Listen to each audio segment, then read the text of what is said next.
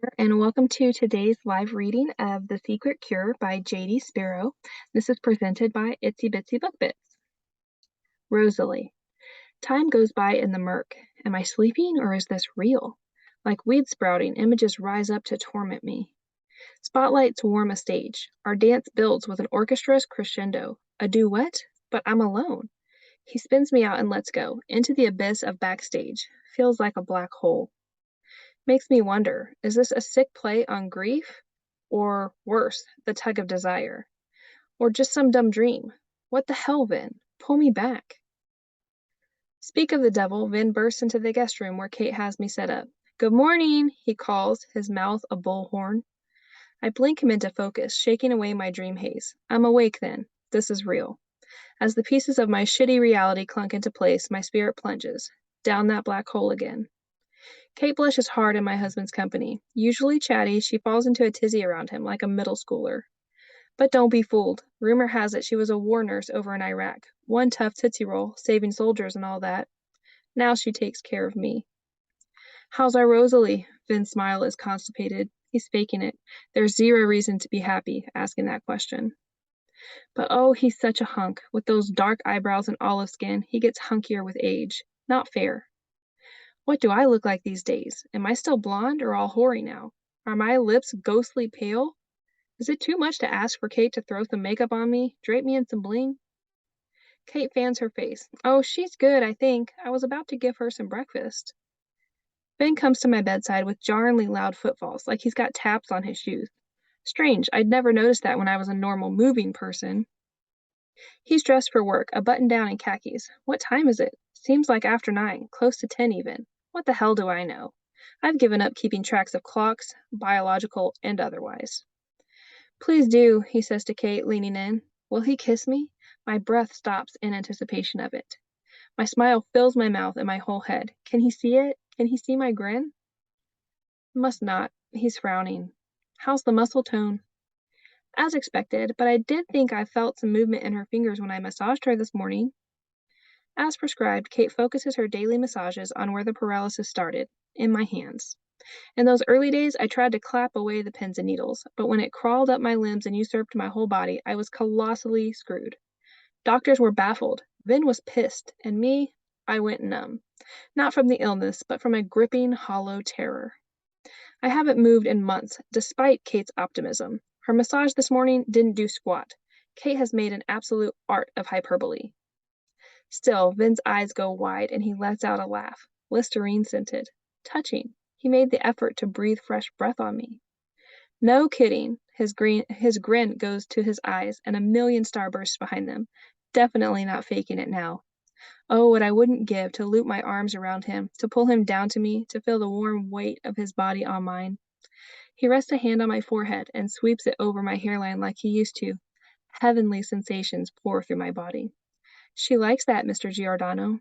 Oh, shut up, Kate. Give me a moment with my husband, will you? He does it again, brushes back my hair, and I nearly orgasm right there in front of everyone. Vin has a different idea. Maybe we could go out for ice cream tonight to celebrate. Ice cream? Please, no. I might be a temporary invalid, but I'm still a sexual being with needs and desires. Then, honey, take me out for a martini, and then bring me home and make mad, passionate love to me, like old times. Like old times. Sigh. As my condition worsened, Vin's anger turned desperate. How could he save his damsel in distress? Luckily, we live near Boston, home to the best hospitals in the country, so he took me on a proverbial white horse to Mass General. After an MRI and a lumbar puncture came clean, they zapped my fingers and toes with tiny electric shocks. What'd they find? My nerves were under attack by my own immune system. My own personal friendly fire. Leave it to Kate to put it into war terms. The disorder is officially called Guillain-Barré syndrome. In the rarest of cases, it affects the whole body for an indefinite amount of time. Lucky me. At least I'm off the ventilator. Ice cream, Kate shouts, and I try to flinch. Then, as if to rub salt on my soul-sucking weakness, Kate lifts a bulky contraption into the middle of the room. With a grunt, she wrenches the thing open. Ah, it's my special wheelchair, the reclining one with the head support, Vin rented from the medical supply company. I hate that thing. Kate, however, seems overjoyed. Don't you worry, Mr. Giordano. She pushes up her sleeve. Is she puffing her chest? We can go wherever we want with this handy-dandy wheelchair, and ice cream is just what the doctor ordered. I blink at her and say nothing. Can't, really. What an asinine figure of speech. No doctor in his right mind would order me an ice cream. Swallowing has become a terrifying prospect, so forgive me for not cheering for frozen fucking dessert. All Vin's attention is with Kate now, his hand tucked in his pocket. My skin tingles from where he touched me. I'll try to be home at a reasonable time, but I do have an appointment after work.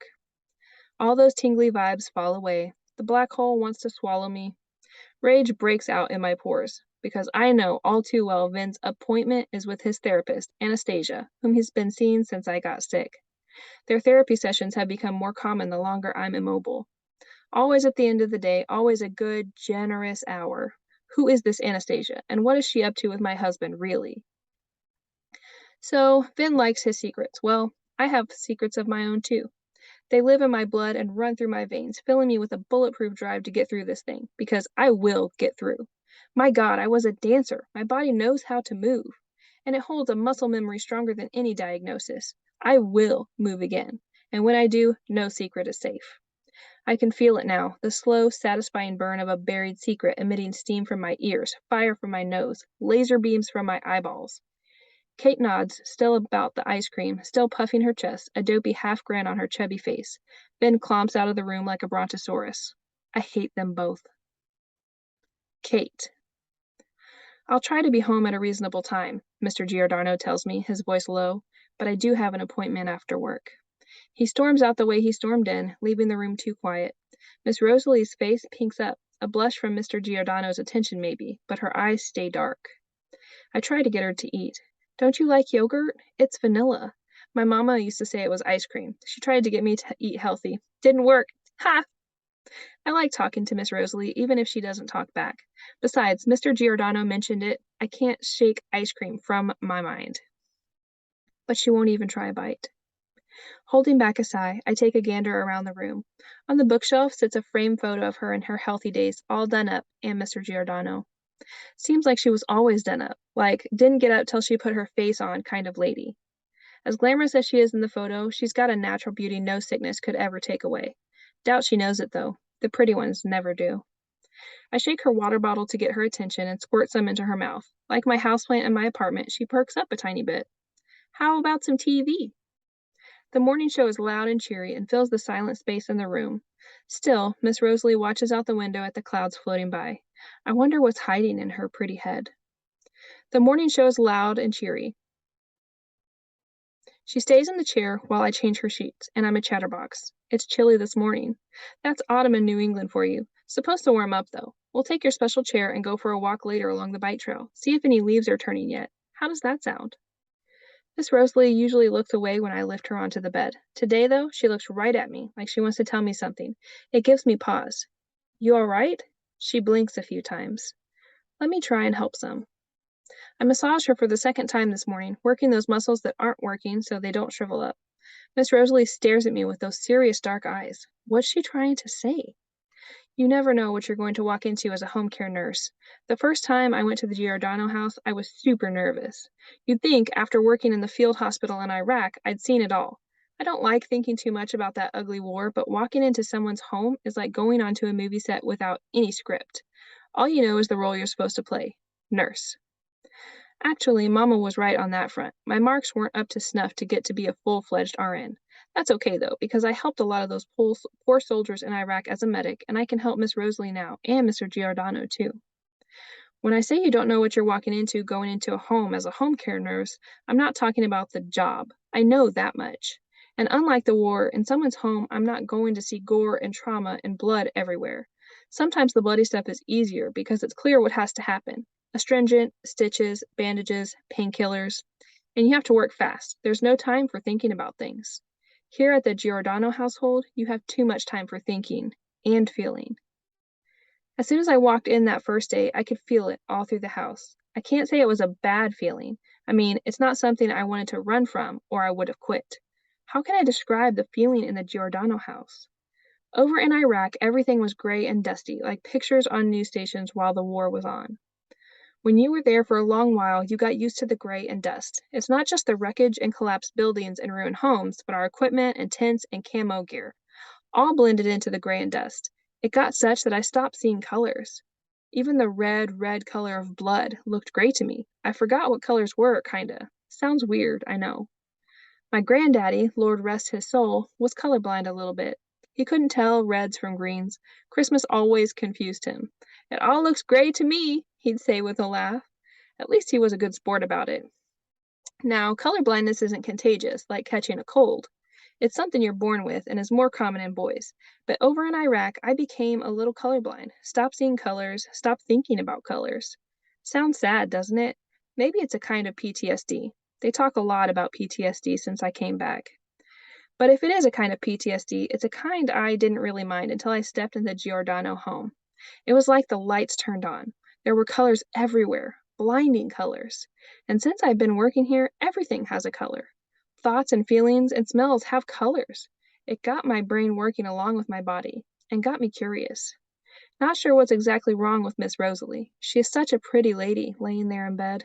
She weighs about nothing. I take good care of her. At the same time, I'm watching the colors, paying attention to the feelings that go along with, because it's like a puzzle to put together, I got to think. There are secrets hiding in these colors. I just know it. Anastasia. You have a 4 o'clock with Mr. Giordano, my assistant Patty smirks as I pass through to the kitchen. My afternoon coffee's gone cold again. Patty tells me it's because I refuse to drink from paper cup coffee chains use, and I insist on drinking from a ceramic cup and saucer, especially in the afternoon. Coffee time for the sophisticate. But I will use the microwave to reheat. Oh? Thankfully, she can't see the blush in my face. My next sip scalds the tip of my tongue. Reheated coffee never feels quite right. Yes, that's right. It's on my calendar. Should I get him a cappuccino? Patty flutters her eyelashes. Her behavior is irksome, also that she knows Vincent's beverage preferences. Why not wait for Mr. Giordano to be here and ask him? It's times like these I wish my accent would vanish. A scolding loses its effect with my Russian rattle. My stockings swish together under my skirt. The sound fills the silence as I charge into my office. Not until the door clicks shut do I relax a bit. My next sip is better. I pick up Mr. Giordano's file and his business card flutters to the carpet. It lands heads up, showing his photo. His smiling face beams up at me. Vincent Giordano, realtor. My stomach seizes into a hard knot. Today, I will tell him. He'll be here in less than 10 minutes, punctual man that he is. That knot climbs into my chest. I force myself to sit and drink my coffee like a civilized person, holding my cup and saucer as if it's high tea at Downton Abbey. No paper cups allowed in my office or my life, ever since my tumultuous arrival to the United States at age 19 when those towering cups became my job. Coming here wasn't an escape from my homeland, but a grasp at the American dream. Sounds hokey, but it had become a reality for other people I knew. My neighbor's uncle had done it. Countless people immigrated. Why not me? There was a lot of red tape to get through, but I'd done everything right. With my student visa secure, I registered with an exorbitant fee to Monroe College in Tottenville, Massachusetts. My paperwork in order, I stepped off the plane and into Logan Airport, where a Monroe representative was to be waiting for me, holding a sign with my name, A. Topov. Not only was there no representative, there was no such college as Monroe. It was all a scam. My gargantuan mistake was irreparable. I was stuck in this strange country, I knew no one, and I did not speak the language. A dark, hopeless panic sent me hiding into the ladies' room where I monopolized a toilet stall for a half a day, shaking uncontrollably, too terrified to cry. Only when the cleaning person swiped a dirty mop over my shoes did I finally leave, squeaking steps along the tile. How many days did I live in that airport, desperation driving me to do the unthinkable, sneaking scraps off abandoned restaurant plates, sleeping upright, drinking water from every bubbler in the building? I sponge bathed in the grubby restroom sinks. I learned my way around which terminal had the best restaurants. Legal seafood is still my favorite. And which gate had the most comfortable seating. The ubiquitous televisions helped with my language fluency. After much pleading, the Dunkin' Donuts manager in Terminal A, Shelley, took pity on me and allowed me to volunteer at her kiosk. After a week or so of pro bono janitorial work, she trusted me enough to prepare the egg sandwiches and pour the coffee, feeding me hash browns and paying me cash under the table. That Shelley, she saved my life. But that was a long time ago, over a decade. There's a lot of road between us now. My phone's buzz pulls me from my reverie. Patty's voice is huge when I click the intercom. Mr. Giordano's here, and he's brought his own cappuccino in a paper cup. Intercom cuts before her laughter, which grows louder as Vincent opens my office door. Come in, have a seat. Please sit. How are you? Are you well? I splutter. It comes out in a single breath, that knot making its way to my throat. A hard swallow of coffee pushes it back down. I'm okay. How are you? His eyes are sad, but his gentle smile dissolves the knot that's plagued me all afternoon. The office fills with the scent of his cologne. He balls up a hand, such strong hands. His gold band glints. Getting cold out there. His hint of an accent is probably missed by most. To me, it makes his every word warm and soft, musical. I could listen to him talk all day. We take our respective positions, he on the small sofa, me in the swivel chair across from him. I hug his file to my chest, and a sigh escapes. Suddenly it seems silly, a charade, him coming to see me under the auspices of therapy. It's so much more than that. Besides, he's perfectly fine, better adjusted than any client in the history of my career. My obligatory "How's Rosalie" seems written from a bad script. Still. How's Rosalie? Same. His lips shudder over his smile. Kate likes to make it sound like she's getting better, but there's no improvement. That's hard. It may never change. I force air into my lungs. How does that make you feel? The idea that her condition may not ever improve. A few beats go by. He cocks his head, a strange smile changing his face. I wish I hadn't asked that question. He doesn't answer anyway. She looked different this morning. Oh? How? His gaze finds the ceiling, his thoughts fully with her now. Her eyes, they tried to tell me something. Well, yes, that's how she communicates, right? No, I mean, it was a knowing look, sharp. A sharp look? Another word strikes harder. Knowing. She knows something. What? My mind reels so much I can't do my job. My words lost. Vincent looks at me. Dare I say, he gives me a sharp look. Yes, it threw me a little. Silence stretches between us. His eyes are so green with the light coming in from the window. My cheeks catch fire. I bury my face in his